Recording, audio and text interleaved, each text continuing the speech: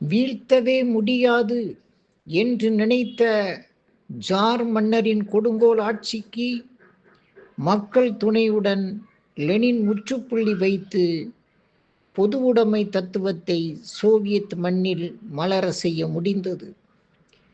கருப்பர்கள் அமெரிக்காவில் வெள்ளையருக்கு சமமாக வாழ ஆப்ரஹாம் லிங்கனால் சட்டம் இயற்ற முடிந்தது. நெல்சன் மண்டேலாவால் தென் ஆப்பிரிக்காவில் கருப்பர் ஆட்சியை கொண்டு வர முடிந்தது.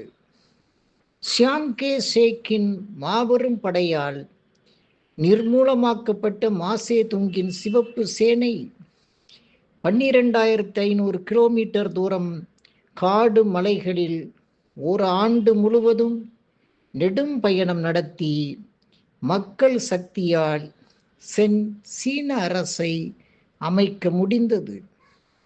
கியூபாவில் 12 பேருடன் புறப்பட்ட ஃபிடெல் காஸ்ட்ரோவின் புரட்சி படை வளர்ந்து மொன்கடா இராணுவ முகாமை தாக்குவதில் தோல்வியடைந்து தளர்வின்றி போராடி பாடிஸ்டாய் என்னும் அமெரிக்க எடுபிடியின் கொடுங்கோன்மையில் இருந்து நாட்டை விடுவித்து சோசலிச அரசை சமைக்க முடிந்தது. மக்கள் சக்தியால் இவை எல்லாம் முடியுமெனில் ஊழல் நாற்றமெடுக்கும் சந்தர்ப்பவாத கூட்டணி அரசியலை, சுயமரியாதையை காவு கொள்ளும் இலவச தொகுப்பு அரசியலை ஏன் மாற்ற முடியாது? மக்கள் மட்டுமே உலக வரலாற்றை உருவாக்குவதில் எப்போதும் உந்து சக்தியாக இருக்கிறார்கள் என்றார் மாவோ. ஆயுதம் ஏந்தாமலே அதிசயங்களை நம்மால் நிச்சயம் படைக்க முடியும்.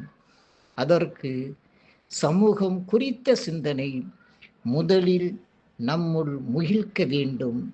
நன்றி, வணக்கம்.